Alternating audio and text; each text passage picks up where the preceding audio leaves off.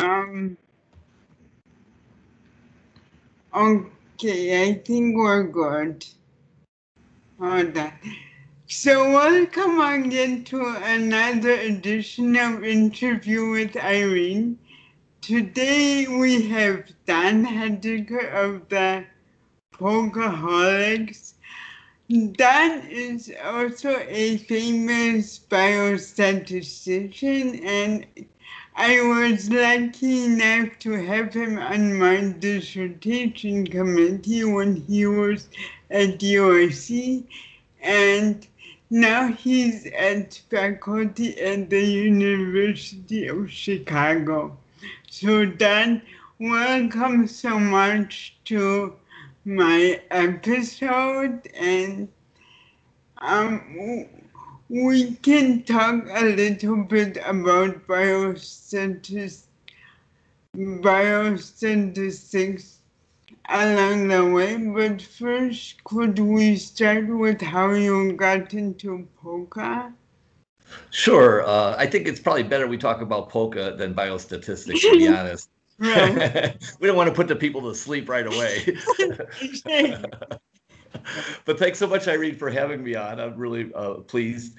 And sure, I mean, so the Polkaholics are a band that I started in 1997. And how I started the band was, I should say, in high school, I was in rock bands and we played a few weddings. And so if you're playing a wedding in Chicago, it's pretty common to play a polka song. So I learned a few polkas at that time. And I was kind of amused at how I found this, wow, this pretty interesting stuff, actually. But then 1996, 97 rolled around, and I had been playing in bands forever. And I was going to thrift stores a lot with my wife, Vera, buying clothes. And I ran out of room in my closet, and I started looking at records.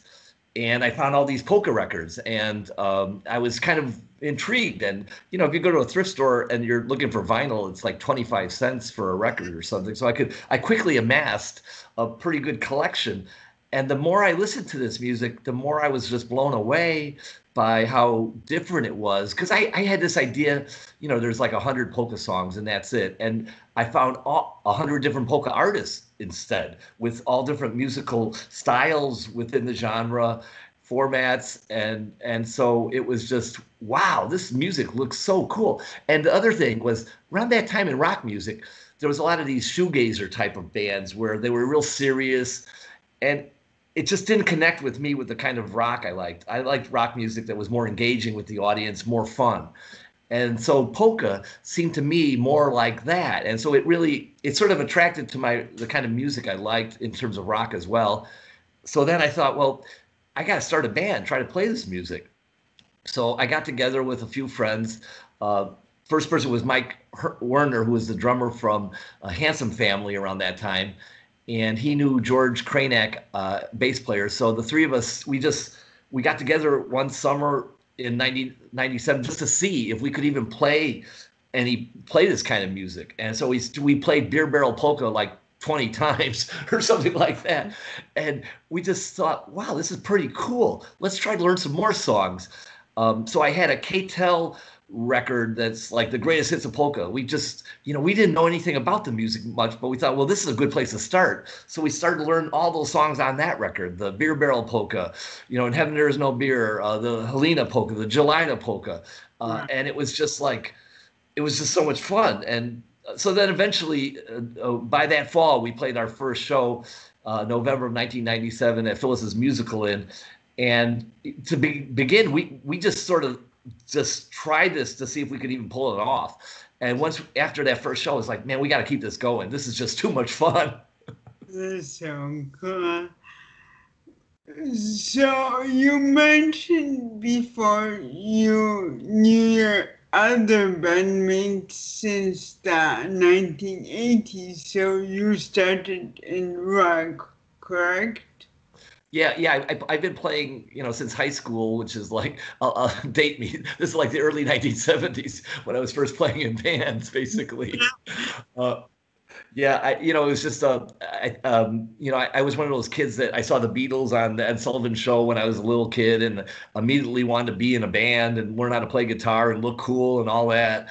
And so that was my driving force. I've been playing for a long, long time, but polka since 1997. Nice. So, how do you usually get your gigs? Yeah, so the way originally we were playing mostly in rock bars. So we played our first show at Phyllis's Musical Inn on Division Street. We played at Lounge Acts. We played at Empty Bottle. So some of the traditional rock venues around town. We did that for a while. Then we started to expand to we played at the Baby Doll Polka Club on the southwest side of Chicago by Midway Airport. We played there, and that was a great honor to play there. I remember when I told my mom that we're going to play the Baby Doll. Now the Baby Doll, they used to have a TV show on live from the Baby Doll, and so I told her we're going to play at the Baby Doll Polka Club. She goes, "Oh my God, you better practice."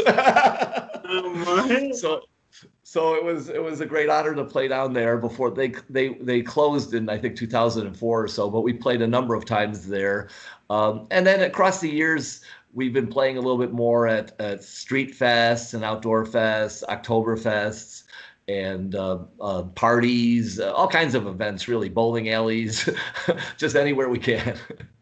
That's so cool. And Taste of Polonia, of course, where my mom and sister and I saw you.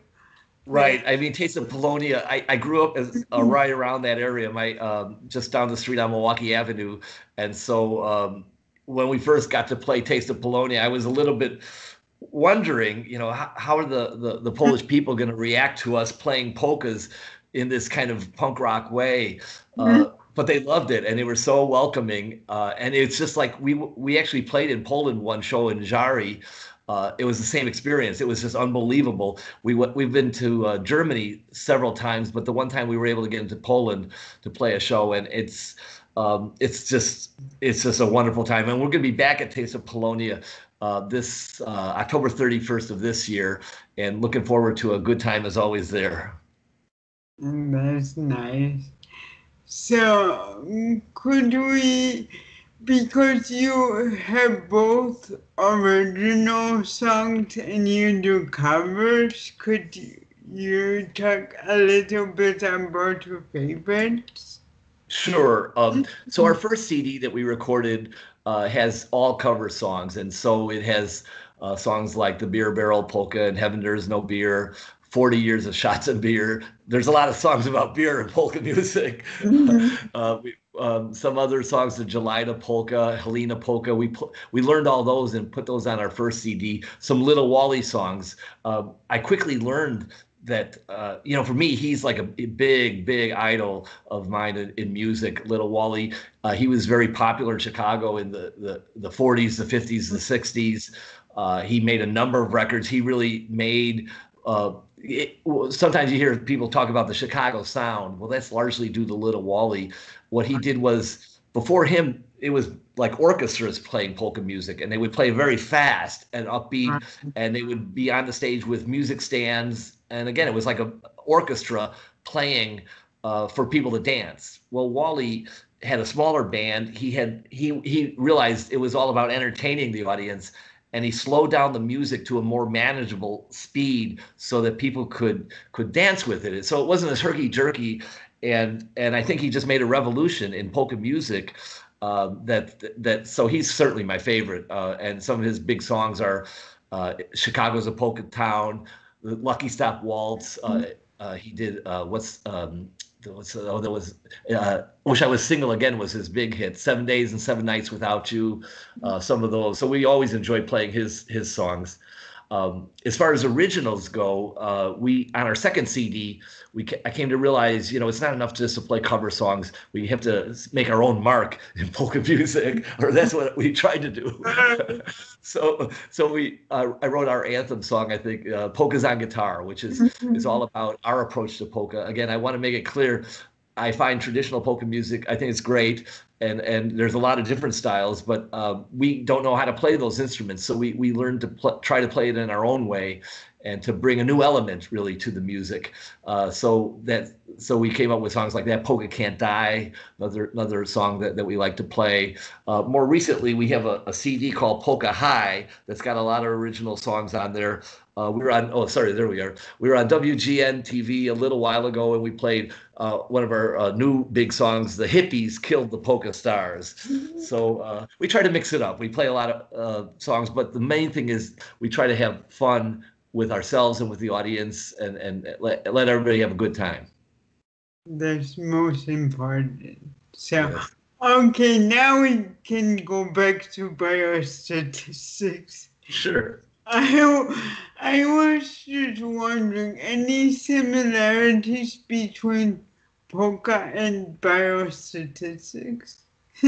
Yeah. I think the main similarity that I find is really in the performance aspect of both. By that I mean, in music, you're in front of an audience. You're trying to entertain the audience with music, with maybe what you're saying between the songs, what you're singing, and what you're doing on stage.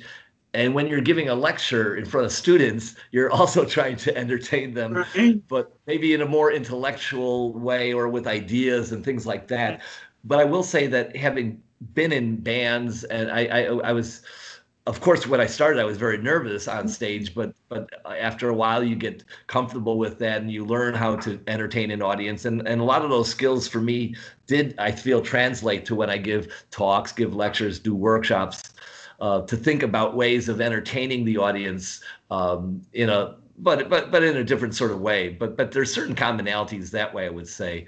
But otherwise, I do try to keep the two areas kind of separate, because for me, the music is a real release from my day-to-day more serious activities, and I like to keep the music as something that I can go to just have fun and just not think about and just blast on my guitar, basically.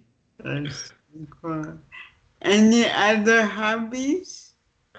Well, I really enjoy listening to music from all over the world. So after I got into polka music, I started to explore other kinds of ethnic music out there, from Europe, from Mideast, from Africa, Asia. So that's for me, what I enjoy doing is to find different kinds of musics, different kinds of styles. I've even bought some stringed instruments like a Greek bouzouki. I've got the mandolin from Croatia. I've got the a few instrument from Russia, the balalaika, and I try to play on those because it's just fun to listen to and experience music from all over. I remember one time I was in my rock band and we were playing a show, and we were right after a blues band, and I felt kind of maybe embarrassed. Blues is like the root of rock and roll. And so I was saying to the bass player in the band, oh, we just play rock and roll. And he's like, no, man, it's all good. It's all good. And that's exactly right. It's all good. It's like, it's just about the music, having a good time, and it doesn't matter what style you like, what you're into. It's just having a good time with the music. So Right. I'd say music is my main hobby, of course. But I also I play a lot of tennis with my daughter. She's a very good tennis player, so that's keeping me in shape a little bit. But she still beats me routinely. Yes. So, any advice for aspiring musicians? Right. For aspiring musicians, what I would say to you is what my mom told me when I was growing up. She says, keep the day job. Okay. It's like, and I think for me, it worked out to be good advice, because I certainly have a passion for music, and it's something that I've played my entire life and I hope to continue. But it's not a great career path unless you're, extraordinarily talented. But even then, I think it's a difficult career choice.